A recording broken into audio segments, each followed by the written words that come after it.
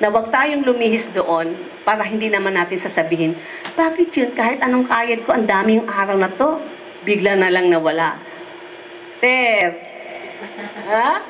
Bigla na lang nawala ang 1,000. Bakit kaya? What is the message of the Lord concerning this?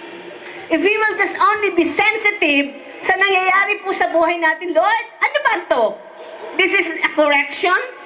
This is a palo? O baka, ina-advance ko, Lord, kailangan kumayod ako kasi uuwi ako ng December. Lord, kakayod ako with my own strength dahil kailangan, instead of direction of the Lord, meron tayong sariling direction. Let the Lord direct us. Amen? Palakpakan ho natin ang Diyos.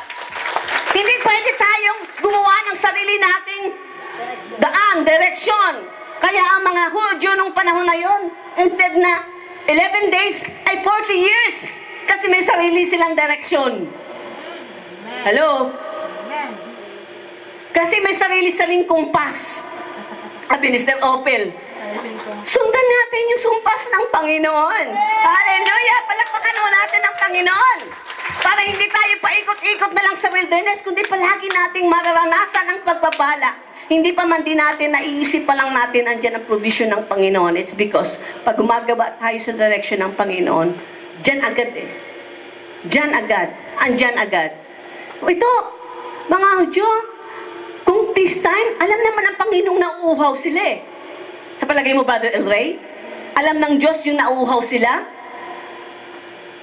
Alam ng Diyos yun, nagugutom sila.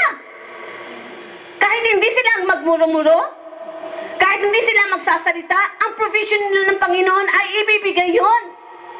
Pero inaalaw pa rin ng Panginoon. Tingnan natin kung talaga ano ba talagang nasa puso ng isang tao. Sabi nga, sabi ko nga di ba last time sa Askelon, we will see a person kung sino siya pag in times of trials. Nakon? Kung paano ka mag-react sa circumstansya in times of trials.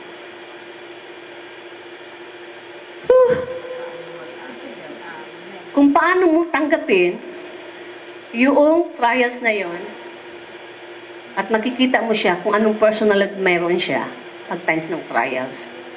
Because kung wala siya sa trials, alam mo kung sino siya eh. Masayahin siya, ganun siya. Pero bigyan mo yan ng trials, makikita mo kung sino yan siya. May sablanot kaya yan? Yun ang tanong. Kung titingnan mo ho yun, ang mga Hudyo kung may magpapasalamatan, Lord, thank you. Kahit may pinagdaanan ako ng ganito, Panginoon, pasalamat, Lord. Wala akong ganito, Lord. You are my God who provides all my needs. Alam mo, wala pa man din dyan, may kakatok na sa'yo eh, para magbibigay. Amen. Sabi na sa salita ng Panginoon, delight yourself in the Lord and He shall give you the desires of your heart. Ang desire mo pa lang, nandiyan na ang provision ng Panginoon. Nasa sa isip mo lang, binibigay na agad ng Panginoon. Sumunod ka lang nga sa direction ng Panginoon. At sa command, at pasalamatan natin palagi ang Panginoon. At hindi gawang palagi ang ating Panginoon. Sabi natin, Panginoon, you are beautiful beyond description. Alam mo, within this day, habang lumalakad kang may Mr. Opel, bakit Mr. Opel yung pinapakanta sa akin ni Lord palagi yung you are beautiful beyond description. Hindi ko na kailangan humingi kay Lord kasi inaano ko na si Lord eh. Lord, you're beautiful. Ha? Kamangha-mangha, Panginoon, ang iyong ginagawa. Hallelujah. Kung ganun yung attitude ng mga Jewish people during the time, bigla na lang nauuhaw sila. Biglang mayroong ganun, no? Na mayroong tubig na in the desert, no? O in the wilderness, bigla na lang ganon. May lumabas na lang na biglang batis. And then, yun na lang, salamat Panginoon. Continuous eh. And then later on, alam na ng Panginoon, kumukulo-kulo na yung tiyan. Pasalamat pa rin sa Panginoon. Bigla na lang umulan yung mana. Bigla na lang yung ulan. Sa palagay ko, kung mayroong pagpapasalamat ang mga Hudyo ng time na yon, hindi lang mana eh. Imagine, nakakasawa yun, mana. Every day for 40 years. Pritong mana. Ha? Ano bang mana klase? Nilagang mana. Di pwedeng balaga, whopper yun eh. Lagay mo ng itlog na mana, siguro iba-ibang klase sisaktin din na nag-ano din sila, Lord, palagi na lang mana sa umaga, mana sa tanghali, mana sa gabi. Siguro naman kaya nga ang Panginoon, pinadalhan nila sila ng quail, yung pugo. Ang problema naman dahil sa, wow, may pugo, may kainin na kami. Kain sila man ng kain. Wala rin siguro pagpapasalamat. Hinaiblood sila. Ang iba nagkandamatay din sa wilderness. Then possible din kaya ng Panginoon yon na even in the wilderness, pwedeng ipalabas ng Panginoon ang bulaklak, ang halaman. Di ba? Imagine yung ang damit nga nila, hindi nasira within 40 years. Wala silang laba-laba. Ganun ka-mysterious ang Panginoon. Walang laba-laba. For 40 years, nasa disyerto ka, wala kang isipin mo lang yon. Isang araw lang siguro, damit na hindi ka makapihis eh. Sister, siguro nakangati-ngati ka na. Parang naano ka na. Pero yun, wala talagang wala silang naranasan. Ay, tingnan na po natin sa Deuteronomy, chapter 28. Maganda ho salita ng Panginoon, Kung titingnan mo ho, Deuteronomy chapter 28, sa pagsunod natin sa Panginoon,